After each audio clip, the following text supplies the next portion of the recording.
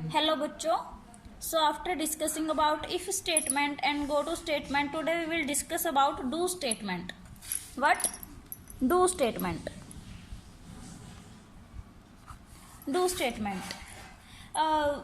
जैसे मैंने कहा था कि हमारे पास रिपीटेशन होती है. अगर हमें कोई स्टेटमेंट बार बार रिपीट करनी हो तो हम उसके लिए रिपीटेशन का यूज़ करते हैं. तो वो रिपीटेशन कैसे होती है? लूप की हेल्प से होती है. हमारे पास बाकी की लैंग्वेजेस में बहुत सारे लूप्स होते हैं, जैसे कि for loop, while loop, until loop, etcetera. But Fortran में only and only do loop ही अलाउड है और कोई भी लूप मेरा अलाउड नहीं होगा. ठीक है. तो फोरट्रेन की क्या स्पेशल बात हुई कि इसके अंदर ओनली वन लूप अलाउड हुआ, that is do loop. Okay. Further we will discuss about कि व्हाट इज डू लूप. सबसे पहले डू लूप को अंडरस्टैंड करने के लिए तुम्हें मैंने एक एग्जांपल दिया था कि जैसे हम लोग क्लास में टेस्ट कलेक्ट कर रहे हैं. मैंने किसी बच्ची से कहा कि जाके तू क्लास से टेस्ट कलेक्ट करके ला. तो पहले वो फर्स्ट बच्ची के पास गई, वो फिर मेरे पास आई, उसने मुझे वो टेस्ट दिया. फिर वो सेकंड बच्ची के पास गई, उसने वहाँ से टेस्ट लिया, फिर वो फर्दर मेरे पास आई. फिर वो थर्ड के पास गई, वहाँ से उसकी शीट ली, फिर वो मेरे पास आई. अब तो उसने ये वैल्यूज 10 तक रिपीट की. तो देखो बार बार मेरे पास आई और फिर नेक्स्ट राउंड के लिए निकल गई. फिर एक इंक्रीमेंट करके फिर से मेरे पास आई, फिर चली गई. फिर एक इंक्रीमेंट करके फिर से मेरे पास आई, फिर चली गई. तो ये क्या हुआ? हर टर्न में उसके लिए एक इंक्रीमेंटेशन हुआ. हर टर्न में एक इंक्रीमेंटेशन हुआ. तो इसीलिए मैं क्या कहूँगी कि जो ये डू लूप, जो ये लूपिंग होती है, लूपिंग किस लिए यूज़ की जाती है? इंक्रीमेंटेशन के लिए. ये हमारा डिक्रीज्ड मैनर में भी हो सकता है. डिक्रीज्ड मैनर में कैसे? जैसे मैंने किसी बच्ची को 10 शीट्स दे दी, ठीक है, और उससे कहा कि है ना जाके इनको डिवाइड करके आ आराम एक एक करके. तो पहले वो पहली बच्ची के पास गई, उसको शीट दी, फिर वो दूसरी बच्ची के पास गई, उसको शीट दी. एक तो ऐसे हो, एक क्या हो, मेरे पास 10 की 10 शीट है, मैंने उसे एक शीट दी और कहा जाके पहली बच्ची को दे के आ. फिर वो मेरे पास आई, फिर वो दूसरी को 9th को दे के आई, फिर वो 8th को दे के आई, फिर वो 7th को दे के आई, फिर वो 6th को दे के आई, और ऐसे अप टू सो ऑन वो लास्ट वैल्यू 1 तक चली गई है ना. तो हमारा लूपिंग प्रोसेस, मैंने क्या कहा कि इंक्रीमेंटेशन में भी हो सकता है और डिक्रीमेंटेशन में भी हो सकता है. दोनों के दोनों काम मेरे अलाउड होंगे, है ना. लूपिंग के अंदर मेरे दोनों के दोनों चीजें अलाउड होंगी. तो इसीलिए मैं कह सकती हूँ कि incrementation as well as decrementation, हम लोग looping just is used for repetition and incrementation and decrementation. मतलब इसके अंदर एक इनिशियल वैल्यू होगी, एक फाइनल वैल्यू होगी और एक इंक्रीमेंटेशन होगा. एक से होगा या 2 से होगा. जैसे अभी हम ये लोग जो क्लास का एग्जांपल डिस्कस कर रहे थे बेटा, इसमें हम लोग हर बार इंक्रीमेंट 1 का ले रहे हैं. अब जैसे कि मैंने बच्चों को बिठा दिया इवन ओड करके, ठीक है, और मैंने कहा कि इवन को तो ये शीट्स देनी है और ओड को देनी है ये शीट्स, या फिर एक बच्चे को छोड़ के और फिर दूसरे के पास जाके ये वाली शीट दे के आनी है. तो जैसे कि इंक्रीमेंटेशन में बोल रही थी कि इवन ओड करके अगर मैं कर रही हूँ, तो देखो हर बार जो इंक्रीमेंट होगा, वो जो लड़की मेरे पास से इवन बच्चों के लिए शीट्स लेके जा रही है, वो एक को छोड़ के दूसरे के पास जाके शीट देके फिर मेरे पास आएगी. फिर वो थर्ड को छोड़ के फिर फोर्थ को शीट देगी और फिर मेरे पास आएगी. तो वो उसके अंदर इंक्रीमेंट अभी 2 से हो रहा है. इसी तरह से इंक्रीमेंट भी 2 से हो सकता है, डिक्रीमेंट भी एज वेल एज 2 से हो सकता है, 3 से भी हो सकता है, 4 से भी हो सकता है. ये डिपेंड करता है कि हम कितने से इंक्रीमेंट चाहते हैं. तो एक बार डू स्टेटमेंट का हम लोग जरा सा सिंटैक्स देखते हैं. इसे जैसे सिंटैक्स होगा डू एस क्या है मेरा? स्टेटमेंट लेबल नंबर, ठीक है. यू क्या है? वो वेरिएबल जिसका कि हम डू लूप के लिए यूज कर रहे हैं, वेरिएबल, ठीक है. और उसके बाद यू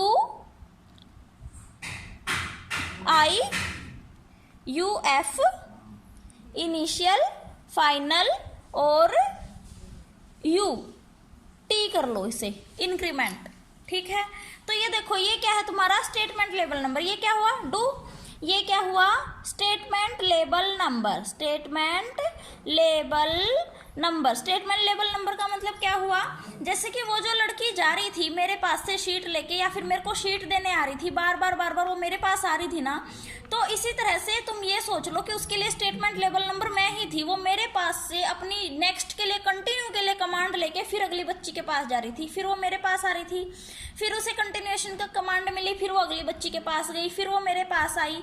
तो इस तरह से तुम्हारा स्टेटमेंट लेबल नंबर होता है जो कि हमें कंटिन्यूएशन के लिए कमांड प्रोवाइड करता है कि कंटिन्यू अपना काम करो।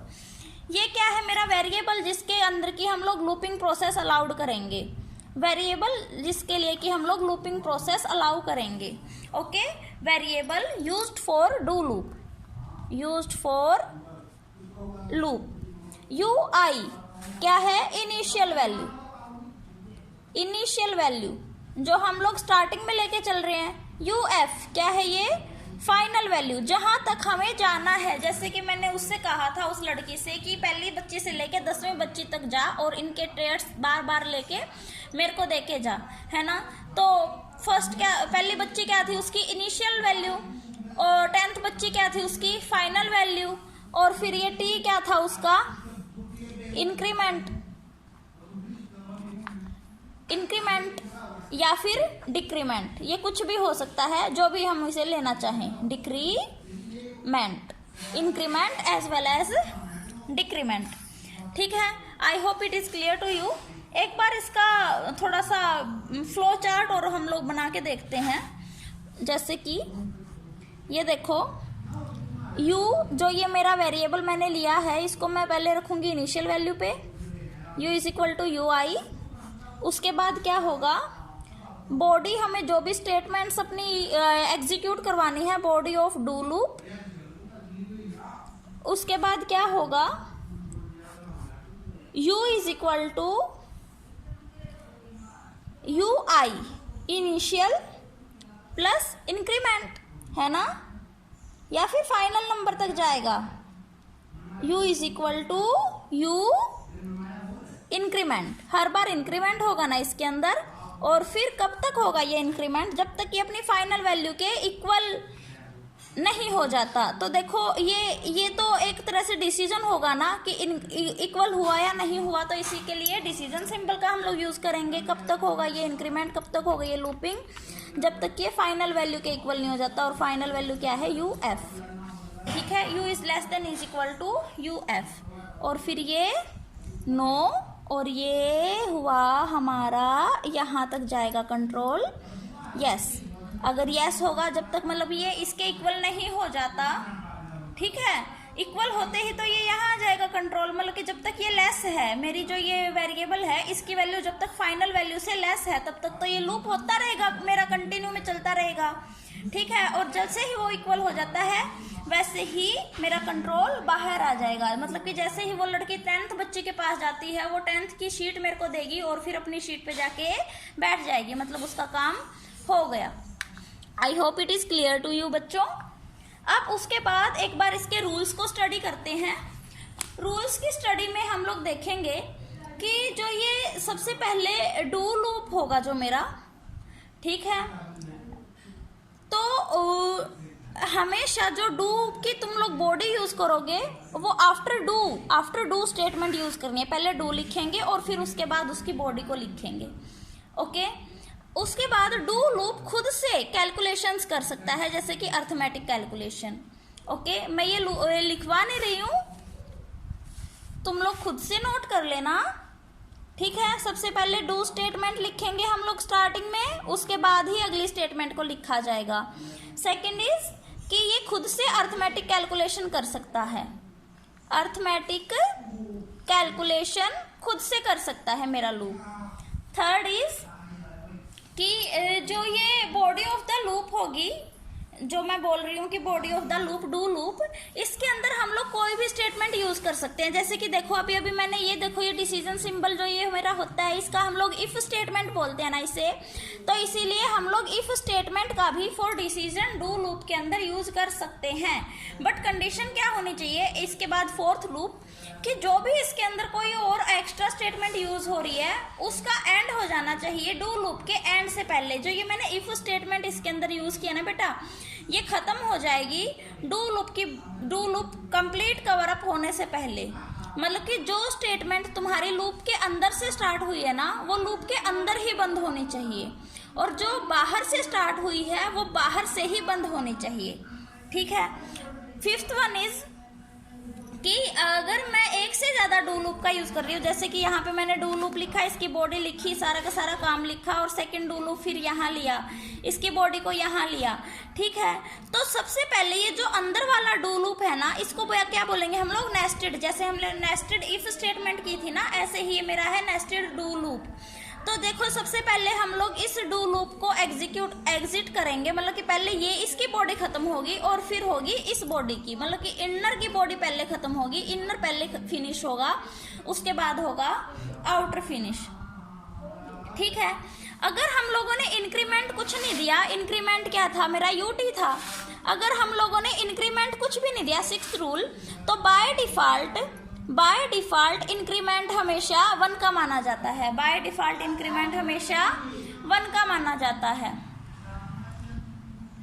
उसके बाद अगर जो ये मेरा डू लूप है उसके अंदर, जैसे कि मैं किसी और स्टेटमेंट का यूज कर रही हूँ, जैसे मैंने अभी अभी कहा था कि क्या कह रही थी मैं, इफ स्टेटमेंट का भी यूज कर सकती हूँ और एक सेकंड डू लूप का भी यूज कर सकती हूँ। तो अगेन आई एम रिपीटिंग कि दो लूप्स हैं वो कभी भी एक दूसरे के साथ ओवरलैप नहीं करना चाहिए। इनसाइड वाला पहले फिनिश होना चाहिए, आउटसाइड वाला मेरा बाद में फिनिश होना चाहिए। हम लोग डू लूप की जो बॉडी है उसके बाहर कुछ भी इंक्रीमेंट डिक्रीमेंट कर सकते हैं, जैसे कि हम लोग यहाँ पे इंक्रीमेंट वैल्यू, इनिशियल वैल्यू को चेंज कर सकते हैं, फाइनल वैल्यू को चेंज कर सकते हैं, इंक्रीमेंट डिक्रीमेंट को चेंज कर सकते हैं, लेकिन डू लूप की बॉडी के अंदर हम लोग कुछ नहीं कर सकते। मतलब एक बार ये प्रोसेसिंग स्टार्ट हो गई तो अंदर में हम लोग कुछ नहीं कर सकते, but outside of the body we can add anything. Okay, बस यही तुम्हारे थोड़े से नॉर्मल होंगे रूल्स, दैट्स इट। कोई डाउट हो तो अभी क्लास लगेगी हमारी, तब आपस में डिस्कस कर लेंगे हम लोग। बस हो गया तुम्हारा do loop, that's it. Thank you बच्चों।